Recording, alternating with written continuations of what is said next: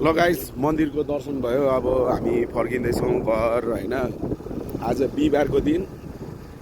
आज भगवान् विष्णु अनि भगवान् बृहस्पति अनि हाम्रो कुलदेवताहरूलाई पुज्ने दिन अरे आज चाहिँ बिहिबारमा चाहिँ। त्यही भएर हामीले माछा मासु खाँदैनौँ, अन्डा पनि खाँदैनौँ, त्यो मात्र खाँदैनौँ। अब बाँकी चाहिँ सबै खान्छौँ, व्रत चाहिँ बस्दैनौँ। अनि हामी त्यतिखेर चाहिँ जुन दिन चाहिँ हामीले माछा मासु खाँदैनौँ त्यो दिन चाहिँ यहाँ भगवान्लाई दर्शन गर्न आउँछौँ। पूजा चाहिँ घरमा गरिन्छ। अब हामी जाँदैछौँ लगाएर। मेरो त र भिडियो हुन्छ क्या बेब, किन भन्दाखेरि नि मलाई चाहिँ र भिडियो बनाउनु मलाई चाहिँ त्यो रोकी होइन क्या। बरु एक दुईवटा बनाउने होइन, भ्लग चाहिँ एक दुईवटा बनाउने, तर र हुन्छ क्या 10 मिनट्सको त। यदि त मेरो प्यारा दर्शकहरूले हेर्नुहुन्छ होला। तल जाँदैछौँ त्यो फुस्रेदेखिको तल चाहिँ राइट साइडतिरको देखाउँछ। अघि पनि उता तलबाट आउँदाखेरि राइट साइडको देखायो। अहिले यहाँ चाहिँ यो चाहिँ इन्डियन आर्मीको एम्बेसी लेखिरहेको छ है, एम्बेसी अफ इन्डियन आर्मी। यहाँ चाहिँ उहाँहरूको त्यो पेन्सनहरू थाप्ने ठाउँ होला सायद। अनि उहाँ चाहिँ पुलिसको उयो छ, पुलिस स्कुल चाहिँ यहाँ हो पल्लोपट्टि। अनि यहाँ पुलिस स्कुलको चाहिँ ब्याडमिन्टन हल पनि छ है। अनि त्यो मामा चाहिँ बाहिरै बसिराख्नु भएको छ, कप्स है। यो स्कुल हो। यहाँ चाहिँ नेपाल पुलिस स्कुलको आहा लाइन गयो, लाइन गयो। ल हेर्नुहोस्, त्यही भएर म भन्छु क्या तपाईँलाई, आज 3 चोटि गइसक्यो। सायद कुलमान घिसिङलाई निकाल्नु खोजेर होला। धरानमा चाहिँ 3 चोटि लाइन गइसक्यो है, 3 चोटि। आज मात्र 3 चोटि गइसक्यो। So what is this going on? के भएको यो, के हुन गइरहेको छ? What is this? पछाडिको गाडीले उयो गर्यो। यहाँ त लाइट त झिलिमिली बल्दो रहेछ। ला इभी चार्जिङ त खतम भएछ। त्यहाँ मामा बसिरहेछ चेकिङको लागि हो। अब यहाँबाट हामी अब 0 पोइन्टदेखि चाहिँ राइट लाग्छौँ। टक्क हेऱ्यो लेफ्ट एन्ड राइट। सो अब हामी चाहिँ जानकी मन्दिर आइपुग्छौँ। जानकी चोक, सरी जानकी चोक आउँछौँ। अनि जानकी चोक आएर तल जान्छौँ। यो चाहिँ अब सरी जानकी चोकदेखि के अरे 0 पोइन्टदेखिको जानकी चोकसम्मको बाटो हो। यहाँ चाहिँ पूर्व संसद के हुनुहुन्छ को घर। अनि यो चाहिँ 3 उयोहरूले बनाएको अरे, मारवाडीहरूले बनाएको घर अरे, 3 जनाको दाजुभाइको। कस्तो दामी छ त्यो त। हामी त सम्झिने पानी छम्किने जस्तो। यहाँ छ जानकी मन्दिर, कस्तो दामी छ यार यहाँ जानकी चोक। अरे यहाँ त लाइन गएको छैन त कि फेरि आयो? ए आएछ, एकैछिनमा आएको छ। अहिले त साँच्ची बिजुली पनि डराउँछ नि त। कुलमान घिसिङ भन्ने बित्तिकै आइहाल्छ। अनि त्यही माथि धरानको मेयरको नाम लिनु बित्तिकै डराइहाल्छ बिजुलीहरू पनि। त्यस्तो डराउँछ हाम्रो धरान त त्यस्तो छ। अब म जानकी चौकदेखि तल झर्दैछु। अब स्टेडियम आउनु आँटेको छ, धरानको स्टेडियम। खै किन राम्रो त बनाएको छैन होइन अहिलेसम्म।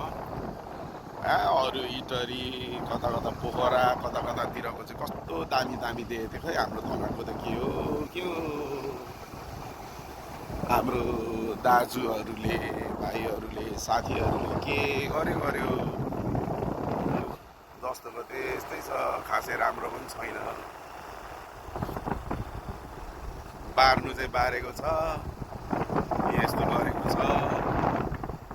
कहिले राम्रो बनाउँछ अनि हो we are proud of our stadium भन्नु मिल्छ यही हो धरानको स्टेडियम चाहिँ अब हामी तल जाँदैछौँ हाम्रो ब्लग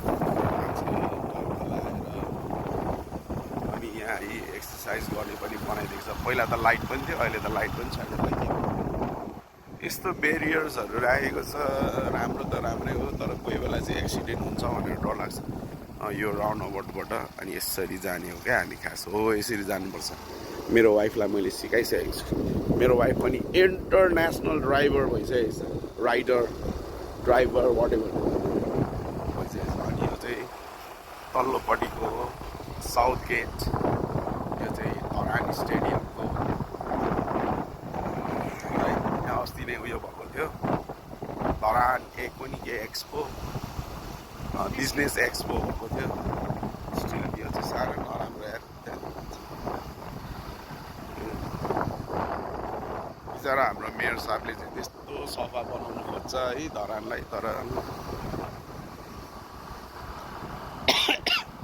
हामी नै हो क्या बिगार्ने चाहिँ हामी आफै सचेत भएन भने चाहिँ केही हुँदैन त्यही भएर हामीले बनाउनु पर्छ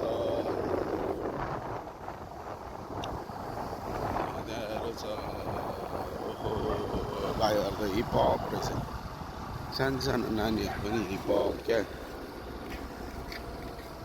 अब यहाँबाट हामी तल झरी यो झन् हेलो गाइज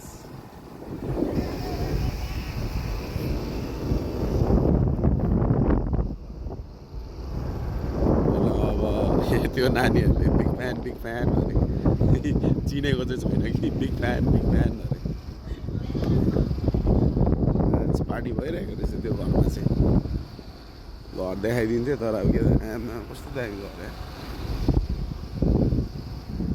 कहिले बनाउनु म चाहिँ घर हामी कहिले बनाउने बुढी घर लाउरे हुन्छ हौ लाउरेनी त मै लाउरे भयो भने मात्र हो नि कि अर्को छ हौ विचारमा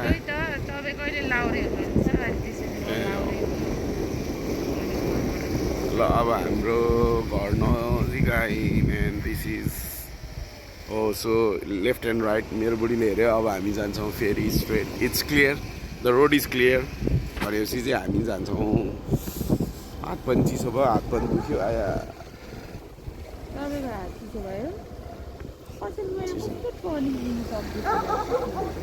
अन्त त त्यो ह्यान्डल दह्रो समात्नु हुँदैन क्या हामी टक्क लगाएर अब यहाँबाट चाहिँ मैले ब्लग बन्द गरेँ मेरो घर आउन आँट्यो घर त देखाउँदिनँ ल अब के देखाउनु होइन घर कहाँबाट आयो भनेर कहाँ देखाउनु होइन देखाउनु हुँदैन ल फेरि तपाईँहरू फलो गरेर आएर अनि घरै अगाडि बस्नु भयो भने त यस्तो ह्यान्डसम देखेर बस्नु भयो भने त अनि के गर्नु म त अनि मेरो बुढी त रिसाउँछ होइन यस्तो फेरि ह्यान्डसम छु म हो तपाईँहरूलाई थाहै छ होइन कपाल यस्तो छ 2-4वटा छ अनि अब हाम्रो घर आयो ल मैले चाहिँ स्टप गरेँ बाई गुड नाइट ल आजको ब्लग सक्यो है 3-4वटा बनाएर आमा 10 मिनट्सको